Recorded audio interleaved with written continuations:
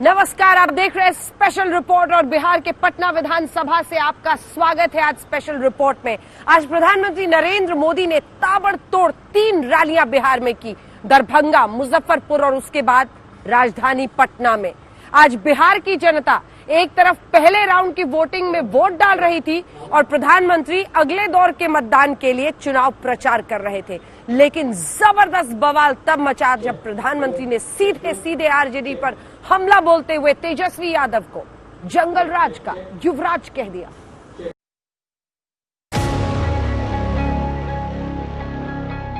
वो दल जिन्होंने बिहार को अराजकता दी, कुशासन दिया, वो फिर से मौका खोज रहे। मेरा पहला कलम चलेगा तो एक साथ देश के इतिहास में पहली बार 10 लाख नौजवानों को सरकारी नौकरी। सरकारी नौकरी तो छोड़िए, इन लोगों के आने का मतलब है नौकरी देने वाली प्राइवेट कंपनियां भी यहां से 9-2-11 हो जाएगी। देश के प्रधानमंत्री का पुतला जलाया जा रहा है। खुशी की बात नहीं, दुख की बात है। बिहार में पहले चरण का मतदान हो चुका है और राजनीति ने अब एक और मोड़ ले लिया है। जी हाँ, मोदी ने रैलियों का दूसरा राउंड शुरू किया और एक के बाद एक 3 ताबड़तोड़ रैलियां की। बिहार में 71 सीटों के लिए वोटिंग शुरू हुई तो प्रधानमंत्री मोदी ने दरभंगा में गरजना शुरू कर दिया और उसके बाद मुजफ्फरपुर में मोदी ने सीधा तेजस्वी का बिना नाम लिए जंगल राज का युवराज कह दिया और तीसरी रैली यानी पटना में भी मोदी के निशाने पर लालटेन ही आई। बिहार चुनाव में पहले चरण के मतदान में वोटर पोलिंग बूथों के सामने लाइनों में लगना शुरू हो गए। पहले पीएम मोदी ने लोगों से कोरोना काल में सावधानी के साथ मतदान करने की अपील की और उसके बाद दरभंगा की फिक्स रैली में विरोधियों पर दहाड़ना शुरू कर दिया। मोदी ने भाषण की शुरुआत राम मंदिर से की और बात जंगल राज तक चली गई।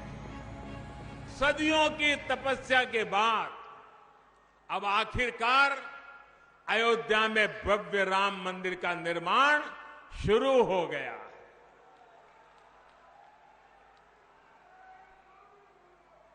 वो सियासी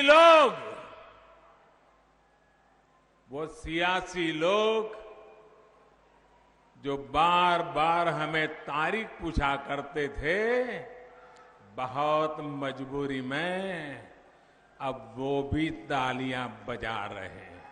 पहले के समय जो लोग सरकार में थे, उनका मंत्र रहा है,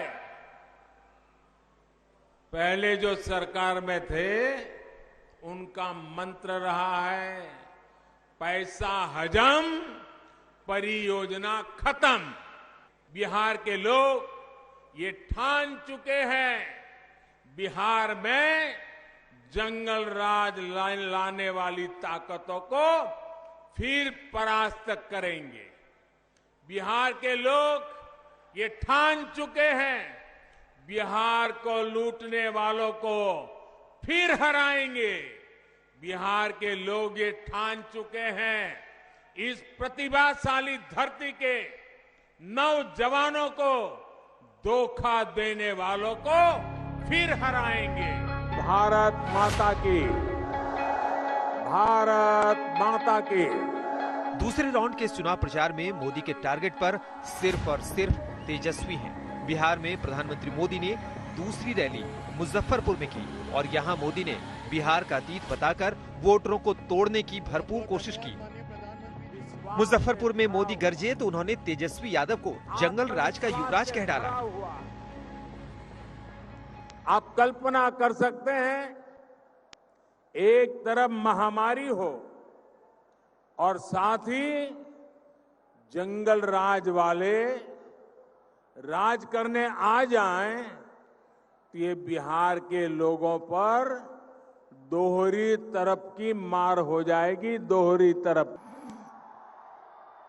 सोचिए, कोरोना से लड़ाई के लिए जो इतनी राशि खर्च की जा रही है, कोरोना से लड़ने के लिए खास तौर पर जो योजनाएं शुरू की गई हैं, आप सोच सकते हैं अगर ऐसी टोली आई तो इन पैसों का होगा क्या?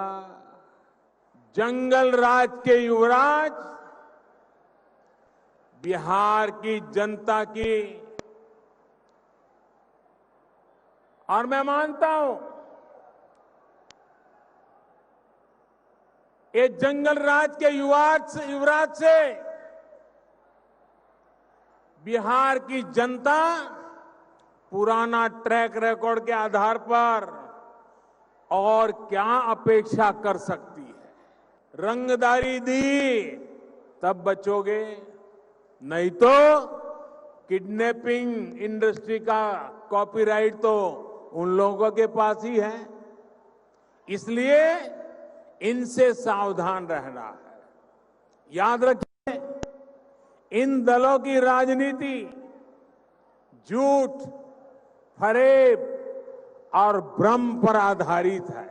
प्रधानमंत्री नरेंद्र मोदी की मुजफ्फरपुर की रैली खत्म हो चुकी है। काफी ज्यादा जोश और उत्साह में यहाँ पर कार्यकर्ता नजर आए, काफी ज्यादा भीड़ भी थी और यहाँ पर चुन चुनकर उन्होंने सीधे विपक्षी पार्टी आरजेडी पर निशाना साधा और जंगल राज की युवराज तक तेजस्वी यादव को कह दिया। बिहार चुनाव के पहले फेज में ईवीएम पर धड़ाधड़ बटन दब रहे थे और प्रधानमंत्री लंच टाइम में पटना पहुंच गए। मोदी की पटना में ये तीसरी रैली थी। यहाँ भी मोदी ने लालटेन की तरफ ही फूंक मारी। में बिजली की परिभाषा ये है कि जो आती कम है, आती ज्यादा है। लालटेन काल का अंधेरा अब छट चुका है, लेकिन बिहार की आकांक्षा अब लगातार बिजली, एलईडी बल्ब की है। भाइयों और बहनों, बिहार के गरीब की आकांक्षा, बिहार के मध्यम वर्ग की आकांक्षा कौन पूरी कर सकता है?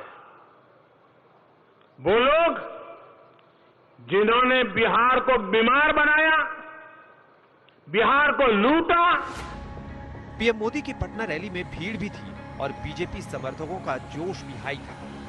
इस तरह के चेहरे मोदी के लगाकर जबरदस्त लोग रैली में पहुंचे। प्रधानमंत्री नरेंद्र मोदी के मोदी के नारे यहाँ पर गूंज रहे थे। पीएम जब अपना भाषण दे रहे थे, भाषण की शुरुआत से लेकर अंत तक जबरदस्त जोश बीजेपी के कार्यकर्ताओं और समर्थकों में, जो चाहते हैं कि प्रधानमंत्री के इस तरह से समर्थन से जो ये नीतीश सरकार के लिए कैंपेनिंग हो रही है, वो नए जोश के साथ आगे बढ़ रही है।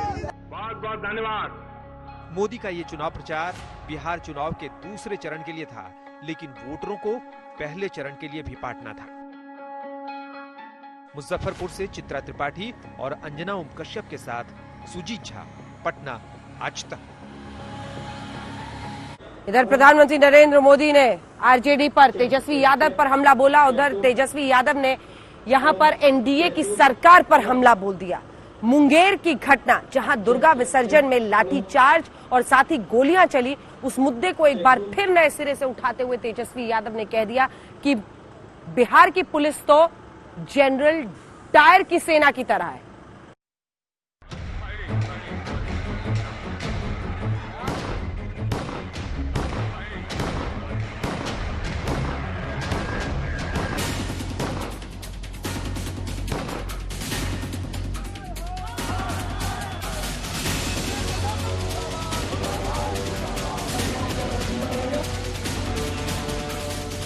बिहार चुनाव में जनरल डायर की एंट्री हो गई है। जी हां, वो जनरल डायर जिसने 13 अप्रैल 1919 को बैसाखी के दिन अमृतसर के जलियांवाला बाग में 10 मिनट तक 1650 गोलियां चलाई थी। जी हां, ब्रिटिश आर्मी का सबसे क्रूर जनरल माइकल ओ डायर। आखिर बिहार का जनरल डायर कौन है? क्यों तेजस्वी से लेकर चिराग पासवान और पप्पू यादव जनरल डायर का नाम ले रहे हैं? तो सुनिए और देखिए भी। सोमवार यानी 26 अक्टूबर की देर रात मुंगेर के दीनदयाल चौक के पास प्रतिमा विसर्जन के दौरान पुलिस और लोगों के बीच झड़प हो गई और पुलिस ने दुर्गा विसर्जन के लिए जा रहे लोगों पर लाठियां बरसाईं और फायरिंग भी की। इस घटना में एक शख्स की मौत हो गई और कई लोग घायल हो गए। इसका वीडियो सोशल मीडिया पर वायरल हो रहा है। अब बिहार की सियासत मुंगेर कांड की तरफ घूम गई है। तेजस्वी यादव से लेकर चिराग पासवान और पप्पू यादव मुंगेर पुलिस को जनरल डायर बोल रहे हैं और इसी गोलीकांड पर नीतीश कुमार और सुशील मोदी को घेर रहे हैं। जनरल डायर बनने की अनुमति किसने दी? हम राज्य सरकार के गृह मंत्री से, राज्य के उप मुख्यमंत्री बीजेपी के नेता से पूछना चाहते हैं कि जनरल डायर बनने की अनुमति किसने दी? गोली तक चलाई गई, हत्या तक वहां पर की गई, तो इसका जिम्मेदार कौन है? मुख्यमंत्री जनरल डायर की भूमिका में आ गया। जिस तरीके से जनरल डायर ने जलियांवाला बाग में गोलियां चलाई थी, बेकसूरों को मौत के घाट उतारा था, एग्जैक्टली उसी तरीके से जिस तरीके से मुख्यमंत्री के निर्देश पर, नीतीश कुमार जी के आदेश पर वहां के स्थानीय प्रशासन ने निर्दोषों के ऊपर गोलियां चलाई, उनको मारा, लाठियां।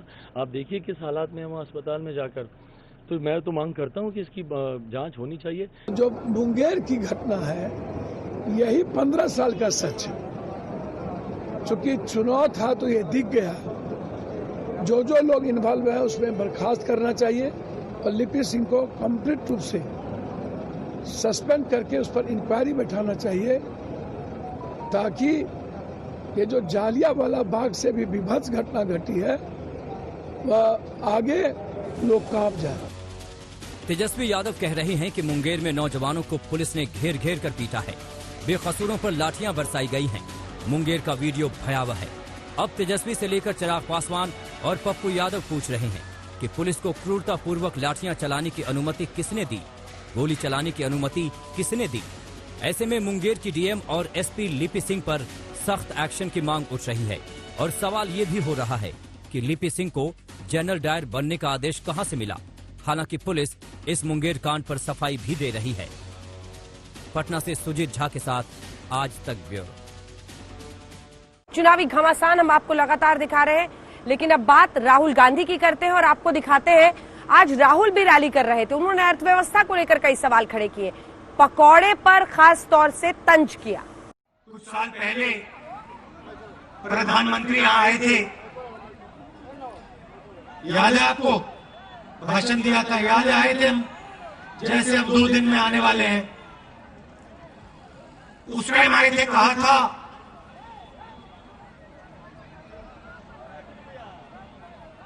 गन्ने का इलाका है, चीनी मिल चालू करूंगा और अगली बार वापस आऊंगा तो आपके साथ यहां की चीनी चाय में मिला के पीऊंगा। याद है आपको? याद है ना?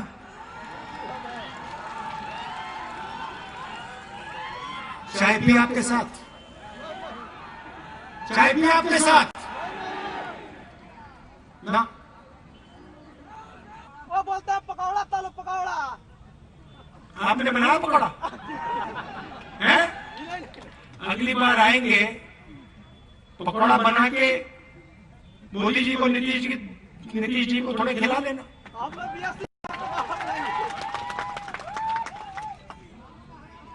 तो पटना विधानसभा से स्पेशल रिपोर्ट में इतना ही। देश दुनिया की बाकी खबरों के लिए आप देखते रहिए आज तक।